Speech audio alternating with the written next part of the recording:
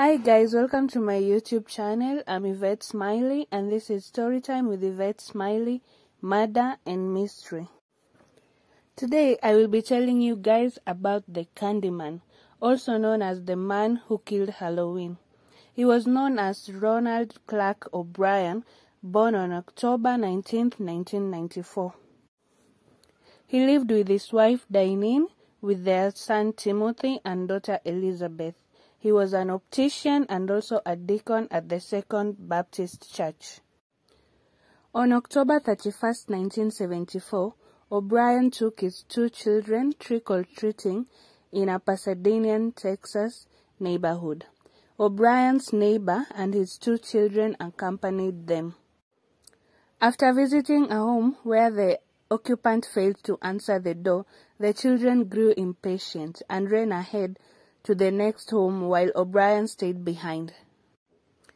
He eventually caught up with the group and produced 5 21-inch pixie sticks, which he would later claim he was given from the occupant of the house that had not answered the door.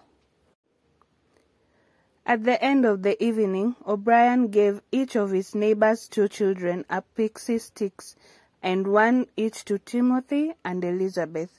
Upon returning home, O'Brien gave the fifth pixie sticks to a 10-year-old boy whom he recognized from his church. Before bed, Timothy asked to eat some of the candy he collected, and according to Ronald, he chose the pixie sticks. Timothy had trouble getting the powder candy out of the straw, so O'Brien helped him loosen the powder. After tasting the candy, Timothy complained that it tasted bitter. O'Brien then gave his son Kool-Aid to wash away the taste. Timothy immediately began to complain that his stomach hurt and ran to the bathroom, where he began vomiting and convulsing. O'Brien later claimed he held Timothy while he was vomiting, and the child went limp in his arms. Timothy O'Brien died en route to the hospital less than an hour after consuming the candy. Timothy's death from poisoned Halloween candy raised fear in the community. Numerous parents in Deer Park and the surrounding area turned in candy their children got from trick-or-treating to the police, fearing it was laced with poison. The police did not initially suspect O'Brien of any wrongdoing until Timothy's autopsy revealed that the pixie sticks he had consumed was laced with a fatal dose of potassium cyanide. 4 of the 5 pixie sticks O'Brien had claimed to have received were recovered by authorities from the other children, none of whom had consumed the candy. The parent of the 5th child became hysterical when they could not locate the candy after being notified by the police. The parents rushed upstairs to find their son asleep, holding the unconsumed candy. The boy had been unable to open the staples that sealed the wrapper shut. All 5 of the pixie sticks had been opened, with the top 2 inches refilled with cyanide powder and resealed with a staple. According to a pathologist who tested the pixie sticks, the candy consumed by Timothy contained enough cyanide to kill 2 adults, while the other 4 candies contained enough to kill 3 to 4 adults. O'Brien initially told police that he could not remember which house he got the pixie sticks from. Police became suspicious because O'Brien and his neighbor had only taken their children to homes on 2 streets because it had been raining. Their suspicions increased after learning that none of the homes they visited had given out pixie sticks. After walking the neighborhood with police 3 times, O'Brien led them to the home where no one had answered the door. O'Brien claimed that he went back there before catching up with the group. He said the owner of the home did not turn the lights on, but did crack the door open and hand him 5 pixie sticks. He claimed to have only seen the man's arm, which he described as hairy. The home was owned by a man named Courtney Melvin. Melvin was an air traffic controller and did not get home from work until 11 p.m. on Halloween night. Police ruled Melvin out as a suspect when nearly 200 people confirmed that he had been at work. As the investigation progressed, police learned that Ronald O'Brien was over $100,000 in debt and had a history of being unable to hold a job. In the 10 years preceding the crime, O'Brien had held 21 jobs. At the time of his arrest, he was suspected of theft at his job at Texas State Optical and was close to being fired.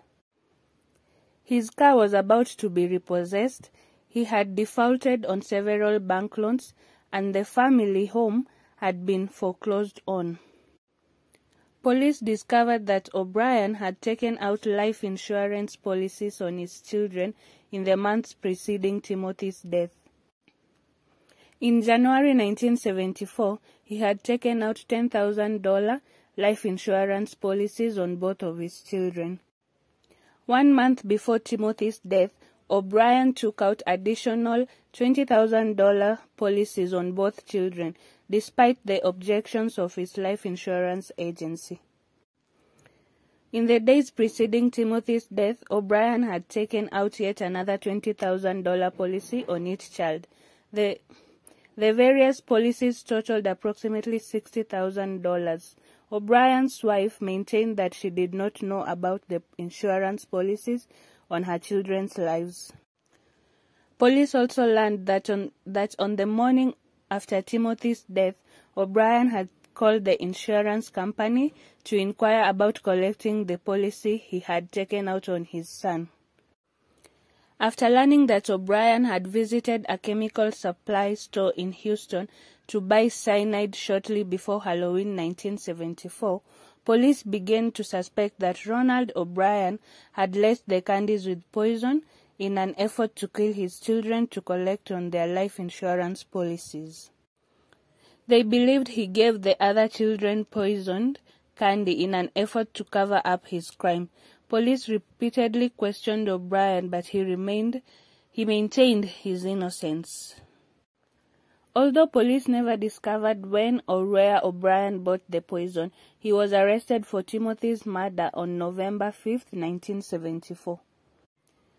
He was indicted on 1 count of capital murder and 4 counts of attempted murder. O'Brien entered a plea of not guilty to all 5 accounts. During the trial, a chemist who was acquainted with O'Brien testified that in summer 1973, O'Brien contacted him asking about cyanide and how much it would be fatal. A chemical supply salesman also testified that O'Brien had asked him how to purchase cyanide. Friends and co-workers testified that in the months before Timothy's death, O'Brien showed an unusual interest in cyanide and spoke about how much it would take to kill a person. O'Brien's sister-in-law and brother-in-law testified that on the day of Timothy's funeral, he spoke of using the money from Timothy's insurance policy to take a long vacation and buy other items. As well, his wife rejected the claim that Timothy chose the pixie sticks, stating that O'Brien had in fact forced him to choose the sticks. O'Brien continued to maintain his innocence. His defense mainly drew upon the decades-old urban legend concerning a mad poisoner who hands out Halloween candy laced with poison, or needles or candy apples with razor blades inserted.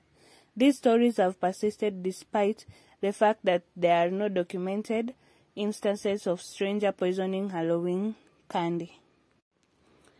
The case and subsequent trial garnered national attention, and the press dubbed O'Brien the Candyman. On January 3, 1975, a jury took 46 minutes to find O'Brien guilty of capital murder and 4 counts of attempted murder. The jury took 71 minutes to sentence him to death by electrocution. Shortly after he was convicted, his wife filed for divorce. At the time, men sentenced to death under Texas law were confined to the L1 unit near Huntsville, Texas. According to Reverend Carol Pickett, O'Brien was shunned and despised by his fellow death row inmates for killing his child and was absolutely friendless. O'Brien's first execution date was set for August 8, 1980. His attorney successfully petitioned for a stay of execution. A second date was scheduled for May 25, 1982. The date was also postponed. Judge Michael McSpadden scheduled a third execution date for October 31, 1982, the 8th anniversary of the crime, and he offered to personally drive O'Brien to the death chamber. It was to have been the first time Texas executed an inmate by lethal injection. The Supreme Court delayed the date yet again and give O'Brien a chance to pursue an appeal to seek a new trial. A fourth date was scheduled for March 31, 1984. O'Brien's lawyer sought a fourth stay on the basis that lethal injection was a cruel and unusual punishment. On March 28, a federal judge rejected the request. On March 31, 1984, shortly after midnight, O'Brien was executed by lethal injection at the Huntsville unit. In his final statement, O'Brien maintained his innocence, stating that he felt the death penalty was wrong. He added, "I forgive all, and I do mean all, those who have been involved in my death. God bless you all, and may God's best blessings be always yours." During the execution, a crowd of 300 demonstrators gathered outside the prison, cheered while some yelled, "Trick or treat." Ronald O'Brien was buried in Forest Park East Cemetery in Webster, Texas. Timothy was buried in Forest Park Lawndale Cemetery in Houston. And that is the sad story of Ronald Clark O'Brien, aka the Candyman, or the man who ruined Halloween. He killed his son for money that he never really got to use.